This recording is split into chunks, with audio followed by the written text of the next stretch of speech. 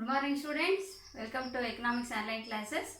So in this video I would like to start the first unit, the cost analysis.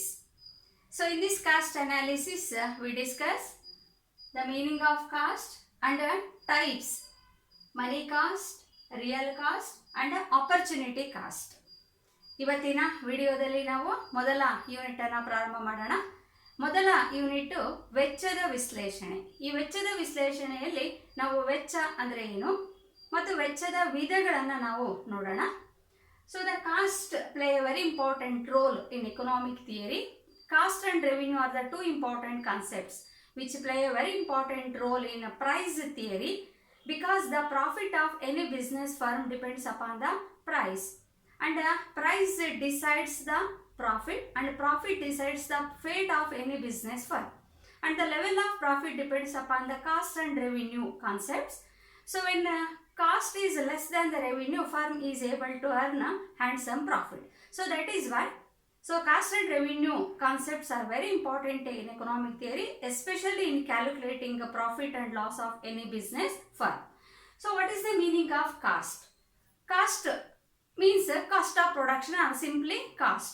So cost refers to the total amount of money which is spent on producing and marketing goods and services. ಅಂದರೆ ಇಲ್ಲಿ ವೆಚ್ಚ ಮತ್ತು ಆದಾಯ ಅನ್ನೋದು ಎರಡು ಮುಖ್ಯವಾಗಿರುವಂಥ ಪರಿಭಾವನೆಗಳು. ಒಂದು ವ್ಯಾಪಾರಿ ಘಟಕದ ಲಾಭ ವೆಚ್ಚ ಮತ್ತು ಆದಾಯವನ್ನು ಅವಲಂಬಿಸಿರುತ್ತೆ. ಆದಾಯಕ್ಕಿಂತ ವೆಚ್ಚ ಕಡಿಮೆ ಇದ್ದಾಗ ಮಾತ್ರ ಒಂದು ಘಟಕ ಲಾಭವನ್ನು ಗಳಿಸೋದಕ್ಕೆ ಸಾಧ್ಯ ಆಗುತ್ತೆ.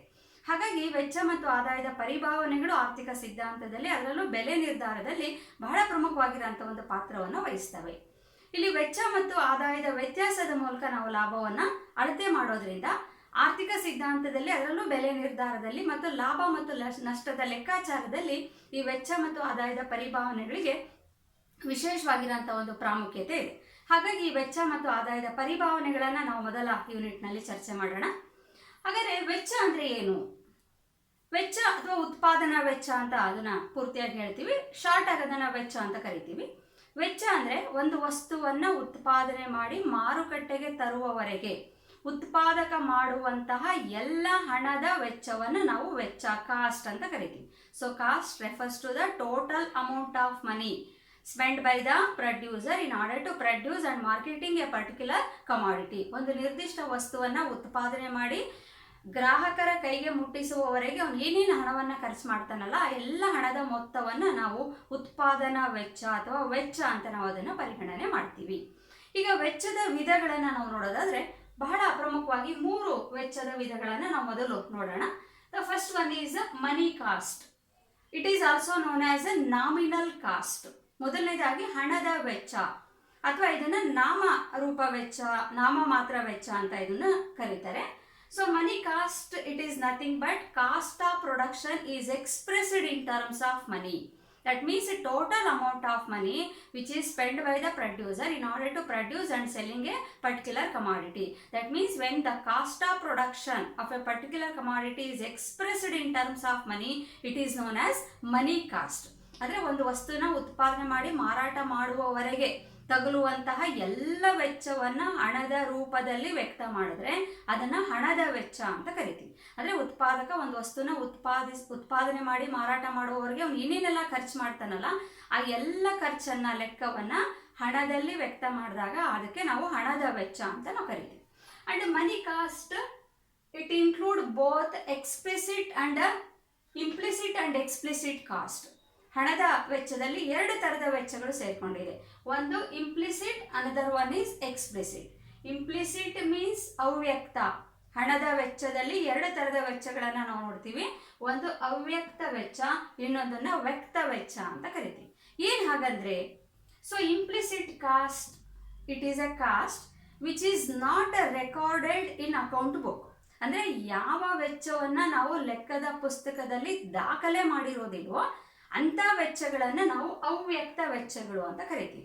ಅಂದರೆ ವ್ಯಕ್ತವಾಗದೇ ಇರುವಂಥ ವೆಚ್ಚಗಳು. ಯಾವುದೇ ದಾಖಲೆಗಳಲ್ಲಿ, ಹಣಕಾಸಿನ ಯಾವುದೇ ದಾಖಲೆಗಳಲ್ಲಿ ಯಾವ ವೆಚ್ಚವನ್ನು ನಾವು ನಮೂದಿಸಿರೋದಿಲ್ವೋ ಅಥವಾ ಅದನ್ನು ದಾಖಲಿಸಿರೋದಿಲ್ವೋ ಅಂಥ ಎಲ್ಲ ವೆಚ್ಚಗಳನ್ನು ನಾವು ಇಂಪ್ಲಿಸಿಟ್ ಕಾಸ್ಟ್, ಅವ್ಯಕ್ತ ವೆಚ್ಚಗಳು ಅಂತ ಕರಿತೀವಿ.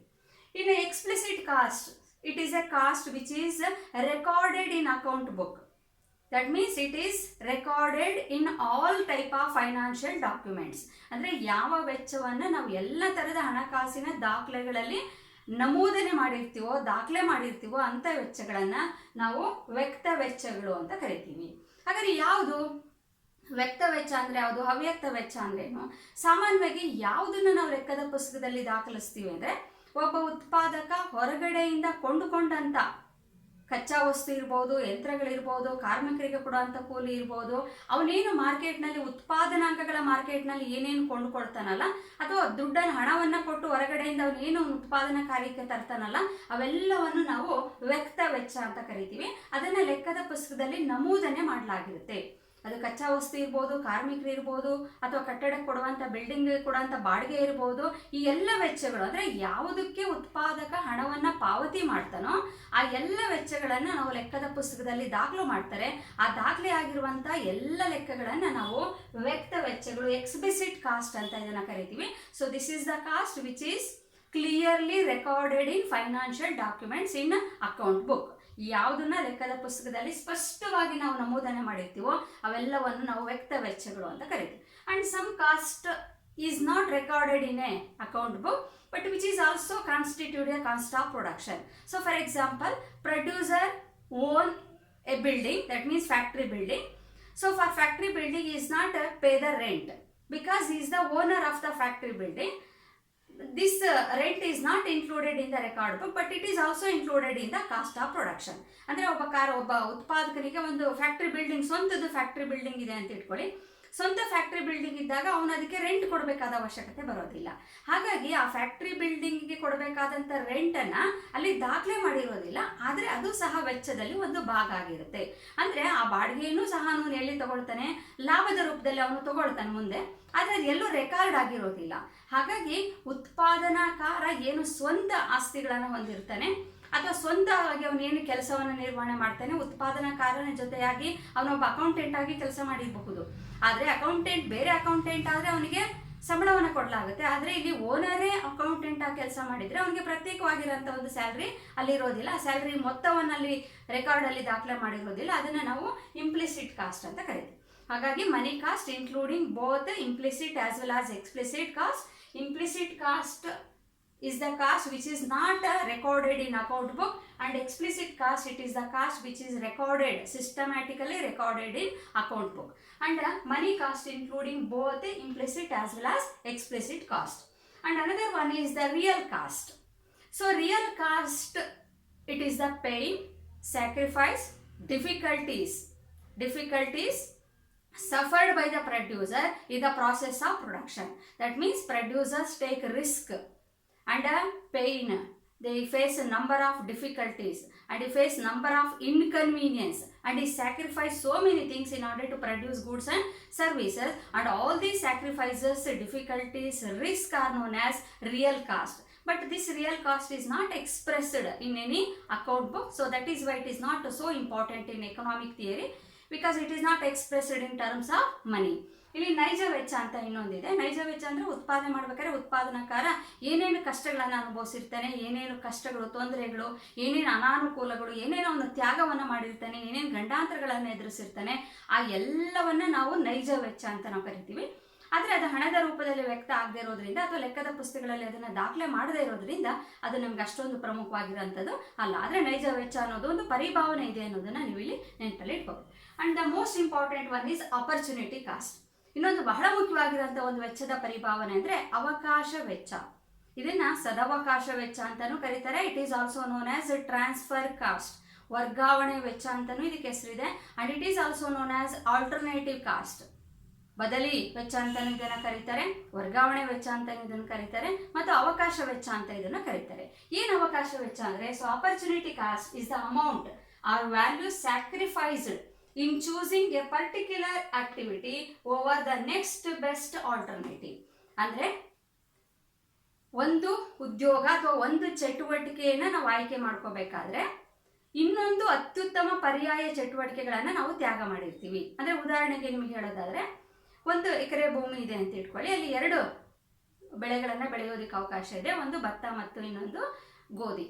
ಇಲ್ಲಿ ಭತ್ತವನ್ನು ಬೆಳೆಯೋ ತೀರ್ಮಾನ ಕೈಗೊಂಡ್ರೆ ಗೋಧಿ ಬೆಳೆಯುವಂಥ ಅವಕಾಶವನ್ನು ನಾವು ತ್ಯಾಗ ಮಾಡಬೇಕಾಗುತ್ತೆ, ಅಥವಾ ಗೋಧಿ ಬೆಳೆಯುವಂಥ ಒಂದು ಅವಕಾಶವನ್ನು ನಾವು ಉಪಯೋಗಿಸ್ಕೊಂಡ್ರೆ ಭತ್ತ ಬೆಳೆಯುವಂಥ ಅವಕಾಶವನ್ನು ನಾವು ತ್ಯಾಗ ಮಾಡಬೇಕಾಗುತ್ತೆ. ಹಾಗಾಗಿ ನಾವು ಯಾವುದನ್ನ ಆಯ್ಕೆ ಮಾಡ್ಕೊಂಡಿದೀವೋ ಅದರ ಅವಕಾಶ ವೆಚ್ಚ ತ್ಯಾಗ ಮಾಡಿದ ಇನ್ನೊಂದು ಅವಕಾಶಕ್ಕೆ ಸಮ ಆಗಿರುತ್ತೆ.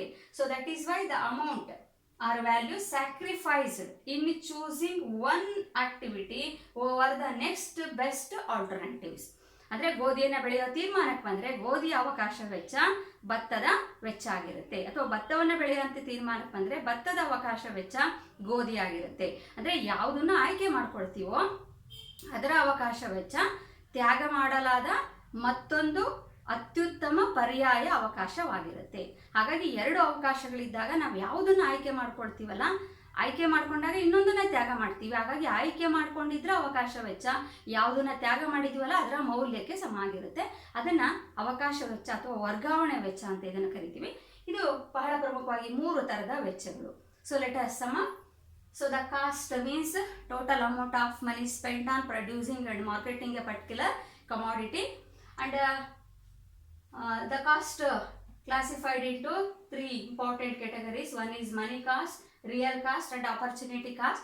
So money cost, it is the cost expressed in terms of money, which include both implicit as well as explicit cost. Implicit cost including the cost which is not recorded in account book, and explicit cost include the cost which is recorded in the account book. And the real cost, it is known as the difficulty, sacrifice, of pain it is suffered by the producer in order to produce goods and services. And opportunity cost is the amount or value sacrificed in choosing a particular activity over the next best alternative. So these are the important types of cost.